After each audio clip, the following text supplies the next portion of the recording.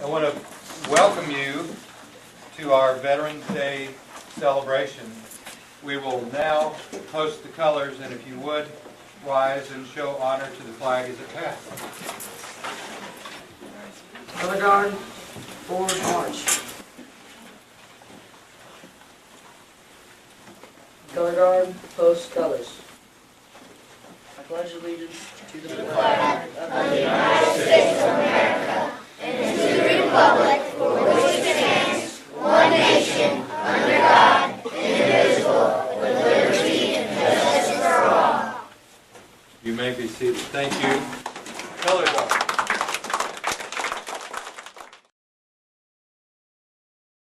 To open up the ceremony and to give all of you veterans a kind of special welcome, we have some musical selections for you.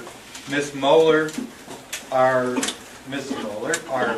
music teacher, has found and taught 3 military songs you'll all recognize. So if you would, Miss Moeller, present our music.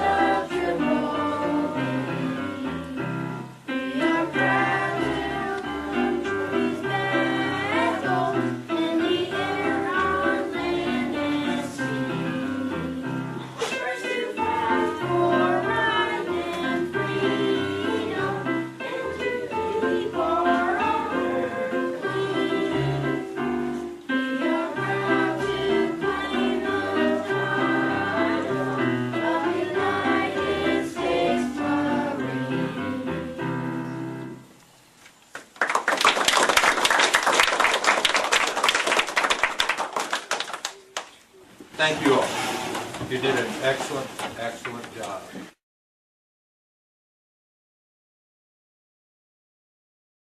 Sandra, would you stand up for just a minute? I want you to look at this little girl. She's only been here for 5 days.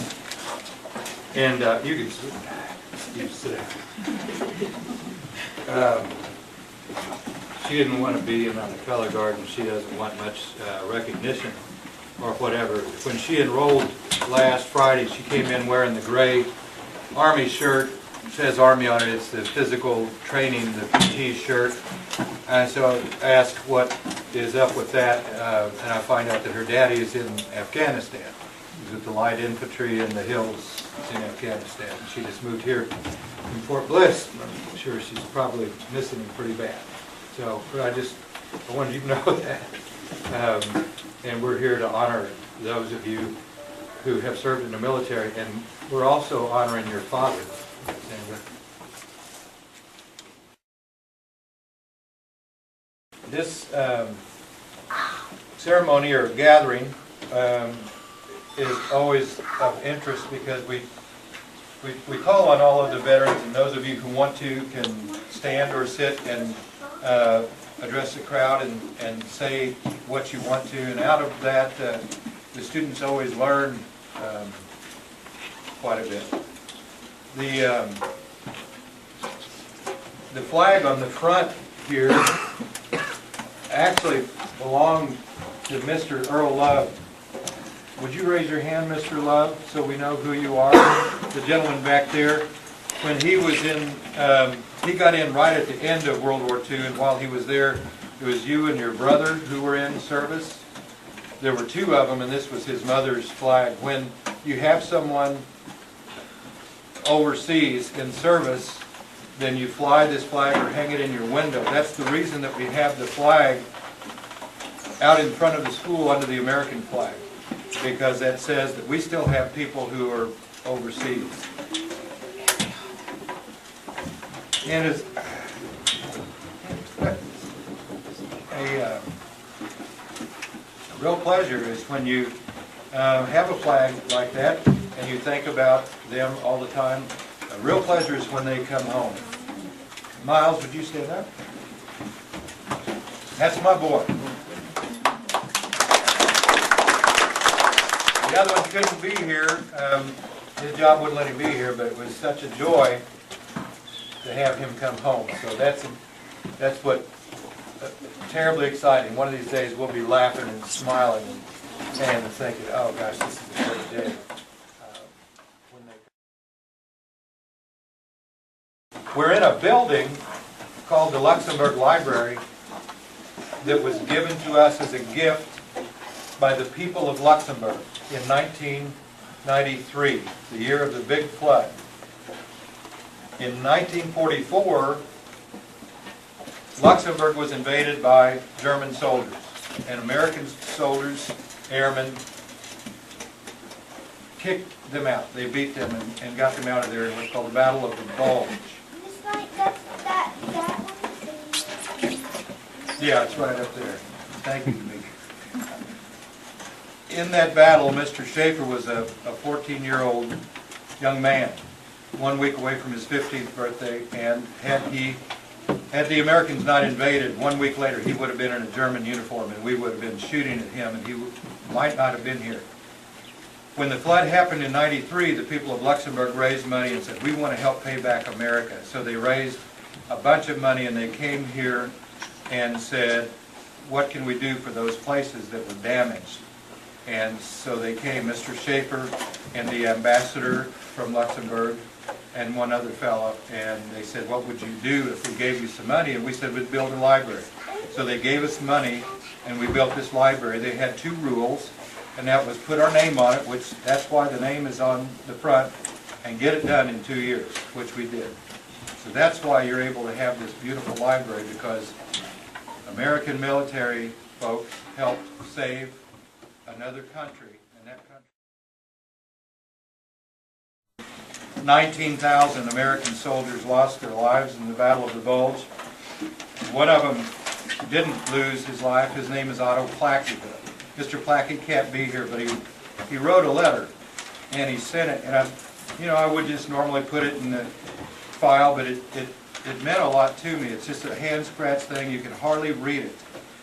He was the last survivor in his platoon in the fight near Edelbrook, Luxembourg. Everyone else didn't come home. And he says, to Mo City, I'm recuperating, as is Betty, my wife, in a sort of rest home. I've had pneumonia, but getting better. Shaky though, as you can see, we would both love to be there on November the 10th, but must beg off. We are so sorry. The people of Luxembourg are so gracious. Thanks for asking us, Otto and Betty Plackey. When Mr. Plackey was here, he told us his story. He was pulled out of the fight in southern Germany and ordered up to Bastogne to relieve the 101st Airborne. And on the way, Mr. Plackey's unit was confronted by General Patton, and he said, there's snipers down that road on the Edelbrook Road. I want you to go take them out. And that platoon went down that road, but it wasn't snipers, it was a whole regiment of Wehrmacht, the Germans' good soldiers. And those good soldiers wiped out everybody in his platoon except Mr. Plackey. Mr. Plackey fought as long as he could. A mortar round went off behind him. A piece of metal came into the back of his head and it knocked him down and out. The Germans left him because they thought he was dead. He looked like he was dead. But he woke up 2 years later and he was being carried on a stretcher. He was being carried so smoothly that he thought he was a German prisoner. He said, Americans they're not that careful. Germans are very well trained, and they were very careful in step so that stretcher went smoothly. A little bit later he found out that that's not true, that the Germans were prisoners and they were being made to carry American soldiers to the American hospital. So he was greatly relieved. And he came and told that story after the library was open. He was drawn to this thing about Luxembourg. Why would Luxembourg put a library in the middle of the country and all that? We told him the story. He came for many years. Now he's unable to get here, but we remember him.